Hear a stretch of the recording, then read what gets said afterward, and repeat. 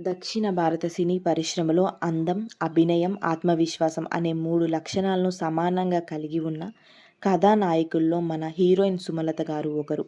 తెలుగు, కన్నడ, మలయాళం, తమిళం, హిందీ భాషల్లో 200కు పైగా చిత్రాల్లో నటించి కోట్లాది ప్రేక్షకుల అభిమానాన్ని సంపాదించారు తను. తర్వాత రాజకీయాల్లోకి ప్రవేశించి ప్రజాసేవలో కూడా తనదంటూ ఒక ప్రత్యేక గుర్తింపునే పొందారు మన హీరోయిన్ సుమలత గారు. తన గురించి ఈరోజు కొన్ని విషయాలైతే తెలుసుకోవడానికి మనం ప్రయత్నిద్దాం. సుమలత గారు 1963 ఆగస్టు 27న చెన్నైలో జన్మించారు. ఆమె బాల్యంలో కొంతకాలం ఆంధ్రప్రదేశ్లోని గుంటూరులో చదువుకున్నారు. చిన్నప్పటి నుండే చదువుతో పాటు నృత్యం, సాంస్కృతిక కార్యక్రమాలపై ఆసక్తి చూపేవారు. ఆమె అందం, వ్యక్తిత్వం కారణంగా యుక్త వయసులోనే అందాల పోటీల్లో విజయం సాధించడం జరిగింది. అదే ఆమె సినీ జీవితానికి నాంది పలికింది. 1979లో జరిగిన ఒక అందాల పోటీల్లో విజేతగా నిలిచిన తర్వాత తను ప్రముఖ నిర్మాతలు ఆమెను గమనించసాగారు. మొదట తమిళ చిత్రంతో తను వెండితెరకు పరిచయమయ్యారు.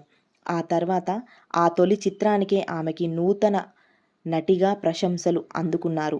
అనంతరం తెలుగు, కన్నడ, మలయాళ భాషల్లో వరుసగా అవకాశాలు రావడం మొదలయ్యాయి. ఆ తర్వాత మన సుమలత గారు వెనక్కి తిరిగి చూడాల్సిన అవసరమే రాలేదు. తెలుగులో ఆమె చేసిన చిత్రాలు ఆమెకు ప్రత్యేక గుర్తింపును తెచ్చిపెట్టాయి. కుటుంబ కథలు, ప్రేమ కథలు, సంగీత ప్రధాన చిత్రాలు, భావోద్వేగ పాత్రలు.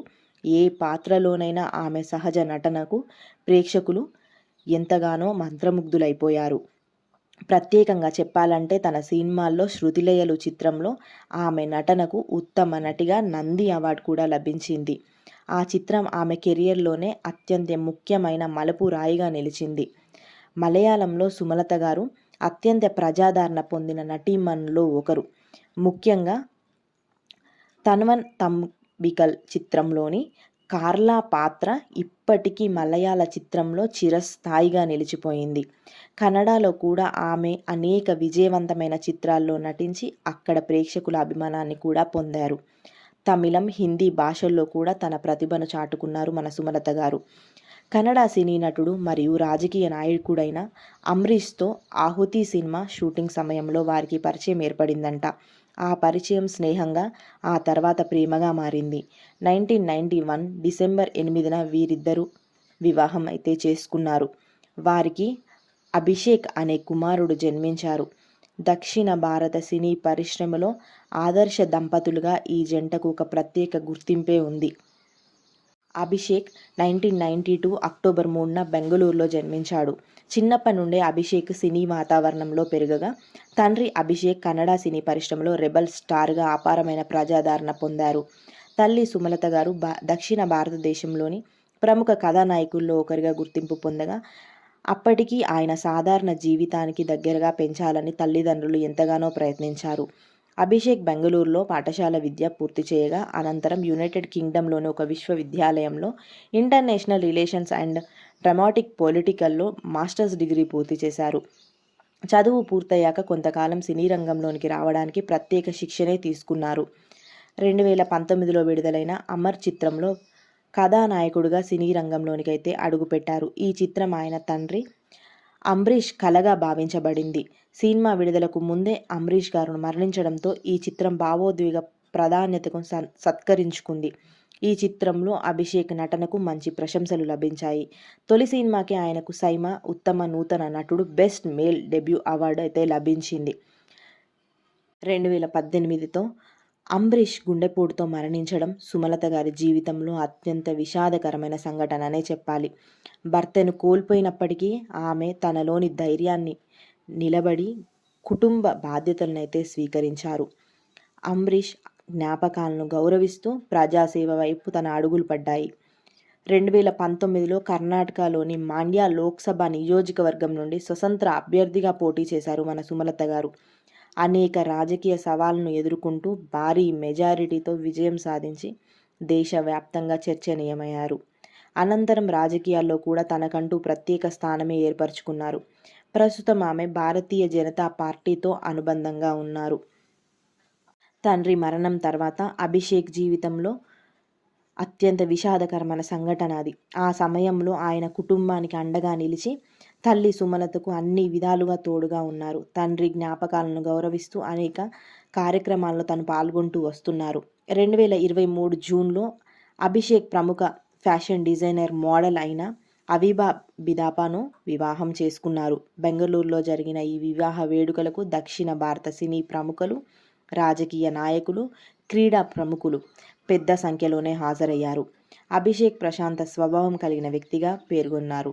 ఫిట్నెస్, ప్రయాణాలు, కుటుంబంతో సమయం గడపడం ఆయనకెంతగానో ఇష్టం. ముఖ్యంగా తల్లి సుమలతతో ఆయన ఎంతో అనుబంధంగా ఉంటారు. సుమలత తరచూ తన కొడుకుపై ప్రేమను, గౌరవాన్ని సామాజిక మార్గాల ద్వారా మనకు వ్యక్తపరుస్తూనే ఉంటారు. అభిషేక్ అంబరీష్ తన తల్లిదండ్రుల వారసత్వాన్ని కొనసాగిస్తూ కన్నడ సినీ పరిశ్రమలో తనకంటూ ప్రత్యేక గుర్తింపు సంపాదించడానికి ఇప్పటికీ కృషి చేస్తున్నారు. ఇంకా మన సుమలత గారి గురించి సినీ ప్రముఖులు చెప్పే ఒకే ఒక ముఖ్యమైన విషయం ఏమిటంటే ఆమె చాలా క్రమశిక్షణ కలిగిన వ్యక్తి. సెట్లో అందరితో మర్యాదగా ప్రవర్తించడం, పాత్రకు పూర్తి న్యాయం చేయడం, ఎప్పుడూ నేర్చుకోవాలనే తపన కలిగి ఉండడం ఆమె ప్రత్యేక లక్షణాలు. ఆమె తెలుగు, కన్నడ, తమిళం, మలయాళం సహా అనేక భాషల్లో మంచి పట్టు ఉంది. అందువల్లే విభిన్న భాషల్లో విజయవంతంగా నటించగలిగారు తను. 220కి పైగా చిత్రాల్లో నటన. తెలుగు, కన్నడ, మలయాళ, తమిళ, హిందీ భాషల్లో విశేషమైన గుర్తింపు.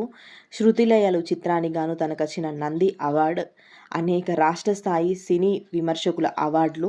విజయవంతమైన సినీ నటి నుంచి ప్రజా ప్రతినిధిగా ఎదిగిన అరుదైన మహిళల్లో తను కూడా ఒకరు. సుమలత జీవితం ఒక సాధారణ అమ్మాయి నుండి స్టార్ హీరోయిన్గా, అక్కడి నుంచి ప్రజా నాయకురాలిగా ఎదిగిన ఒక స్ఫూర్తిదాయకమైన ప్రయాణం అనే చెప్పాలి.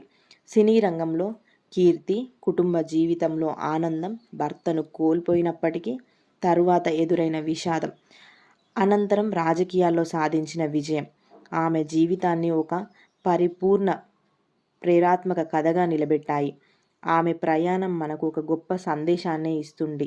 అదేమిటంటే జీవితంలో ఎంతటి కష్టాలు వచ్చినప్పటికీ ఆత్మవిశ్వాసం, కృషి, ధైర్యం ఇవన్నీ ఉంటే మనం విజయాన్ని మళ్ళీ సాధించవచ్చు అని తను ప్రతిసారి నిరూపిస్తూనే ఉంటారు.